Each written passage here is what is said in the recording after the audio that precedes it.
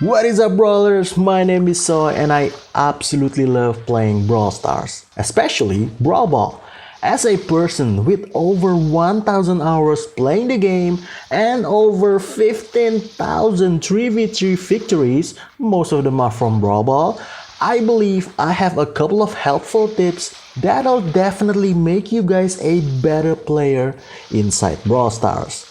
Obviously, Brawl Ball is a 3v3 mode, which means you won't be able to win just by yourself. You gotta have good teammates, and the three of you gotta have good synergy and good team comps. I see a lot of skilled players who are really good at shooting or dodging, and they're doing pretty well inside Brawl Stars, but they're lacking the knowledge and insights to formulate good team comps, which means when they're losing, they're just gonna cycle through brawlers who they feel confident playing with, regardless if it's good or bad for the comp. You see, comp stands for compositions, which means the way in which something is made up from. So don't think of comps as just individual brawlers that are good in certain maps or modes. You have to think about the final product. What kind of team those three brawlers are going to form when they're combined.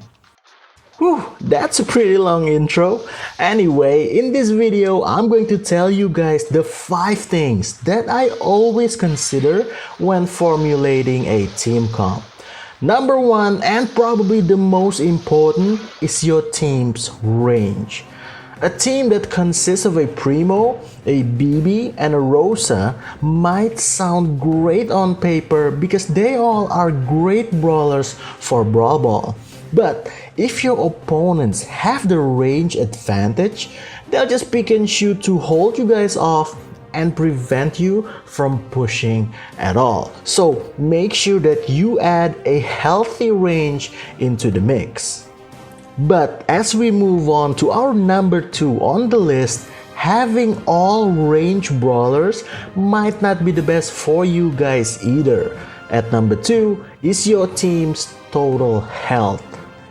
Because range brawlers usually have squishier health, it means less ammos for the opponents to do a team wipe. But if you have at least one tank to absorb all those opponents' shots in a pinch, it means more reloading time for the opponents and more chance to make some plays for your team. This is also the reason why facing spawners is such a pain in the butt. They take out so much of your ammos while you could have used those to fulfill the mode's objective. At number 3 is your team's total DPS. Let's say that your team have a Poco, a Tick, and a Jessie. Although you might be superior on covering the areas with their attacks, ranges, and radius, these 3 brawlers have very low DPS. Your team are going to have a hard time dealing with waves and waves of chunky tanks pushing at your defenses. Professional Brawl Stars teams knows how to focus attacks on the biggest threat. But we're not pros. If a tank suddenly manages to break through on your defenses, you'll want at least one member of your team to be able to deal with that situation. So the next time you see your teammates are using squishy brawlers with low DPS, add a hard-hitting tank such as Bull or glass cannon such as Spike, just to balance things out. At our number 4 is breaking ability. I see this way too often. Some noobs play Shelly. She gets all of the spotlight in the first half, obliterating brawlers with her super. She seems unstoppable. But then, as the second half slowly creeps in, she ain't got no more obstacles to hide behind. Her opponents, who happen to have the range advantage, starting to take over. They equalize with a goal, and as more and more obstacles got destroyed, the rangy opponents win. I love to define my comp strategy as break everything or do not break anything. For the first strategy, of course, my team will be using brawlers that have breaking abilities as well as range advantage, so we can impose more control as we destroy more obstacles on the map, such as Brock, Piper, Colt, Bo, or Frank as the tank. As for the second strategy, of course you'll want to use brawlers without breaking abilities, so you won't accidentally destroy the obstacles. Rosa, Daryl, Bibi, Jackie are all great tanks that could definitely use some cover from the obstacles. And to support them, you guys can use brawlers who also benefit with the existence of obstacles, like Rico, Mr. P, or Tick and Barley. Mid-range brawlers like Nita, Max, or Sandy are also best when they have a bit of obstacles to pick and shoot. Here's a bonus OP tips that I don't see many teams do. If you have a good range player on your team that could really do well on an open maps, but you also have a good tank player who obviously could use some obstacles to operate, here's what you should do.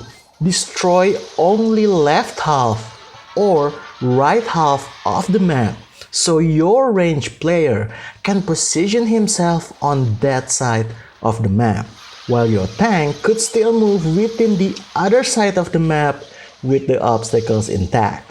Of course, this is assuming that the opponent doesn't have any breaking abilities brawlers, but you get the point.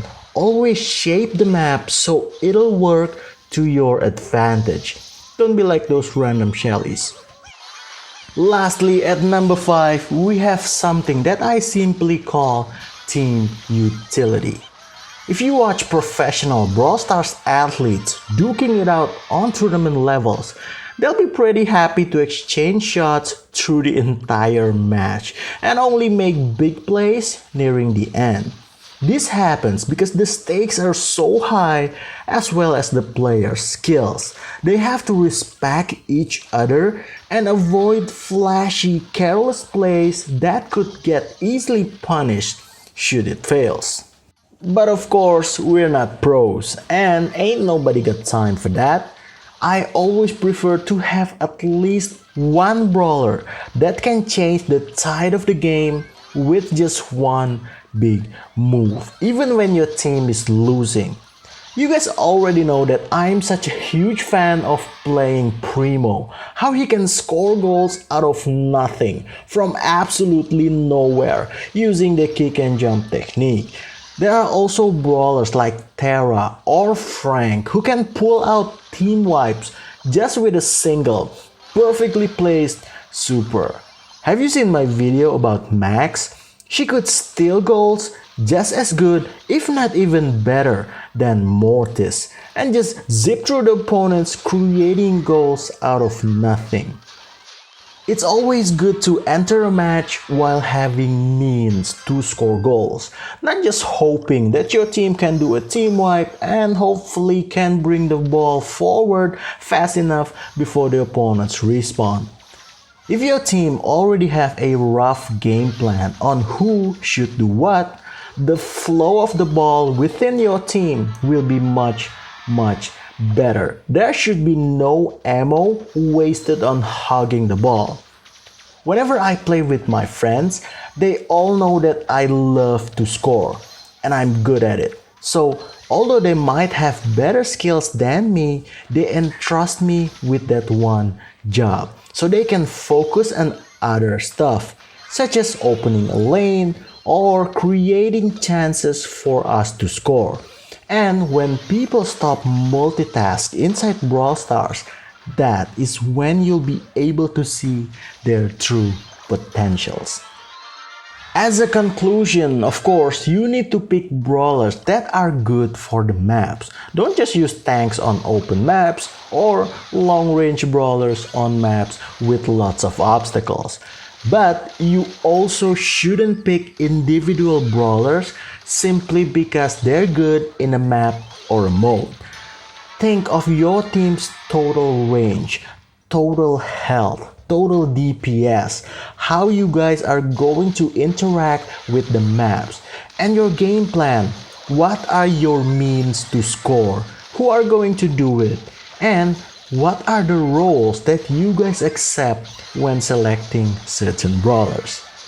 I enjoy playing with randoms, but sometimes Brawl Stars is just leagues better when played with friends. So make sure that you guys tried it out the next time you're selecting a comp. I hope this video is useful for you guys. Smash like if it is, give a dislike if you hate it, but tell me why in the comments so I'll know to do better in future videos. Until the next one, my name is Soy, signing out.